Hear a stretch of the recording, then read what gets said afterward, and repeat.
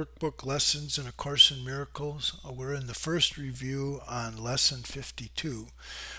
Let's go into the introduction to this review and review what the practice instructions are. Is to read, we're doing 5 lessons a day out of the first 50, so the review goes for 10 days. So both in the morning and the evening, we read over the 5 ideas and the comments, and we want to practice as often as we can during the day, devoting 2 minutes or more to each practice period, and that we need to do each lesson at least once. So we could practice as many times, but we have to do one of them. We have to do each one at least once, and there's no particular order in that. If one of the ideas strikes you as more valuable, then concentrate on that. For instance, one of the ideas could be very powerful, and you just do that one all day long as you make sure you do each of them once. Okay, so we're trying to do contemplative thinking here. It's not analytical thinking. So it says here it's not necessary to cover the comments that follow each idea either literally or thoroughly in the practice periods. Try rather to emphasize a central point and think about it as part of the review of the idea to which it relates. So we want to get to that place of the mind that's contemplative and not analytical, but we're just holding this idea and seeing what it means. Um, Also, it refers to the fact of our function as miracle workers, teachers of God, is that our job is to find this peace inside of us and then bring it into all of our affairs, into every moment of our lives. But we need practice for that, and so we want to pick times when it's possible for us to practice without disturbance, so we can find that peace of mind and have that strength for whatever storms we have to go through. We'll have a solid footing in that peace. So that's what we need to do, is find the times now to practice when it's quiet and it's convenient and all of those things. It's fruitful for practicing. Um, One of the objects in this review is to recognize that we're now, well, here's what the sentence says: we are now emphasizing the relationships among the first 50 of the ideas we've covered and the cohesiveness of the thought system to which they are leading you.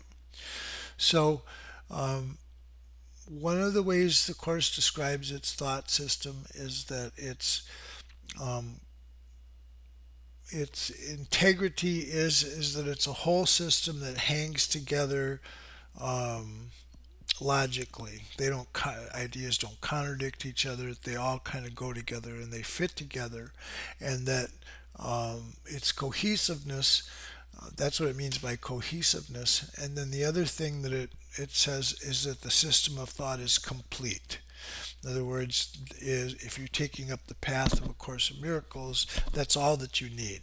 There's everything that you need is within that system.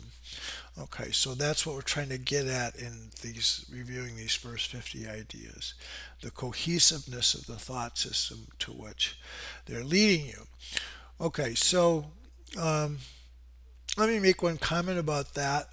The process that we're going through, and it's a process of uncovering this image of ourselves that we made up somewhere in our minds, forgot that we did it, and forgot that we forgot, and yet it's still operating. That's that ego false sense of being separate from love, and that's constantly anxious and fearful and angry, all of those, depressed, all of those things. And we're trying to uncover that and recognize that it's that image itself that we made up that's at the root cause of everything, and be willing to let go of that and let this loving self come in. So, just as a metaphor for what that's like, um, the idea is, and it's not just in the Course, is that once this spark is lit, that's all that we really need to do, and love will take over, and it will be the it will powerfully attract us and animate us and guide us without effort because we'll see the value of that loving self and being that loving self. So, just as an example, and many spiritual paths try to utilize this. They try to take the energy of an emotion and just change the object of it. So it's like if anybody who's past the age of 16 has probably had the experience of falling in love with somebody. And you know that when that happens, your mind is just constantly focused on that object of love, without any conscious effort. It's just constantly there all the time in the background working and animating you, and that's just the be end and the end all of your existence. Well, that's the nature of love. And so you don't want to you want to take that energy and appropriate use it towards what's real. And what's real is this entity that God created, not the one that we made up. So that's the process here, is just to get that spark of love lit inside of ourselves. And in the course, its focus is on relationships because it's in others that this error that we made inside of ourselves about who we are. We're hiding it, hiding that we did that, but we project it out into the world, so it seems to be the world or someone else that's making us suffer for that. So it's a defense mechanism of projection. So that's why the course focuses on our relationships, because we have to heal not just ourselves but everyone else that we're engaged in, because we share that one self. So the idea is I can't be free just myself. I have to make this freedom for everyone. So let me pull up one lesson from the workbook that we'll do. It's lesson 161, called Give Me Your Blessing, Holy Son of God. So in this paragraph here, it talks about uh, the common way of seeing through the body's eyes, just sees other bodies, where we want to find this vision that's a vision of love.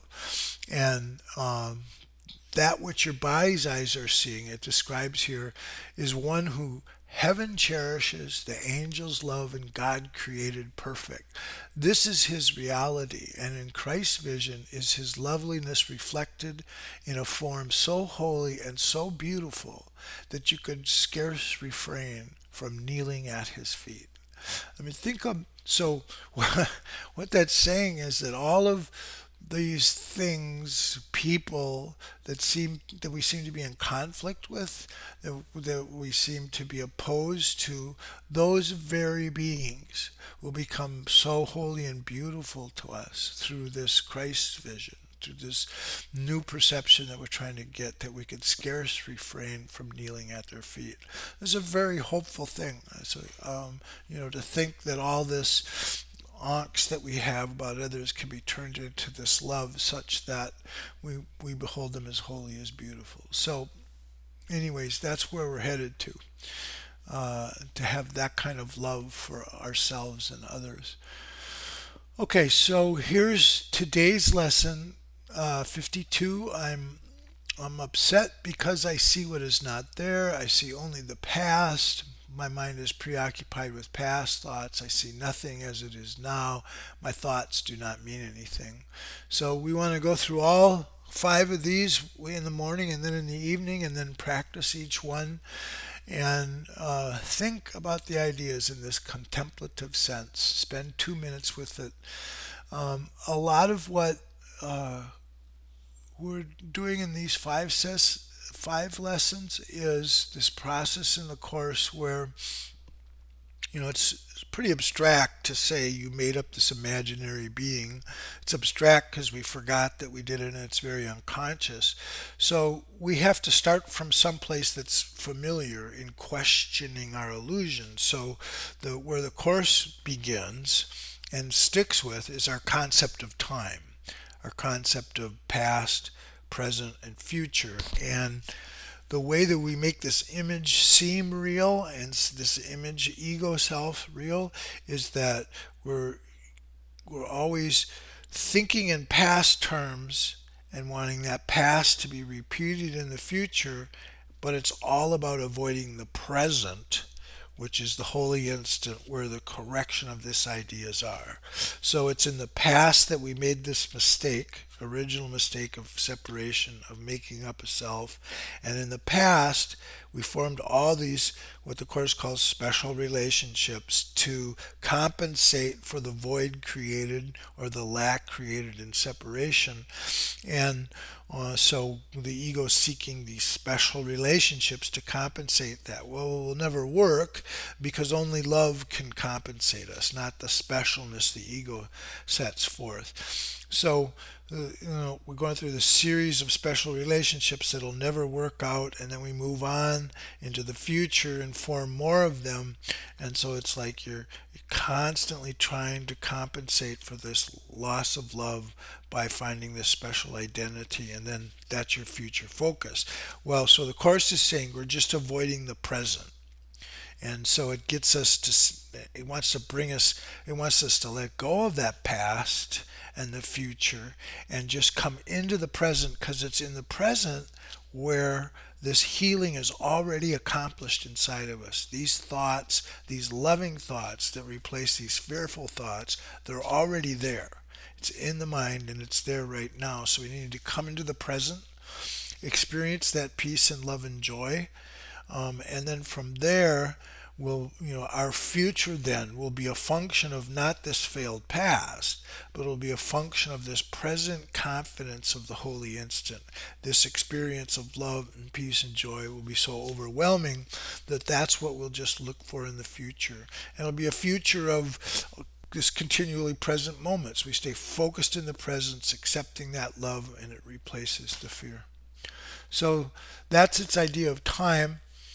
And so as you go through these, let these ideas sink in. I know this one, I'm upset because I see what is not there.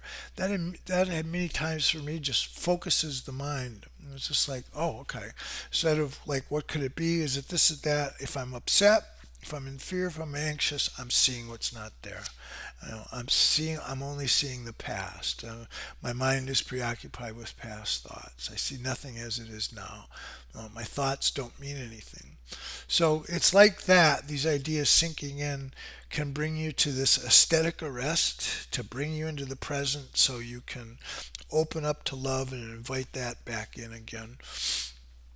And then the idea of private thoughts is that means ego thoughts. It's like you're just thinking about yourself rather than your larger self. So, and that would have to be meaningless since you are connected to that larger self. That's who we really are. Okay, so that's it for today. Thank you.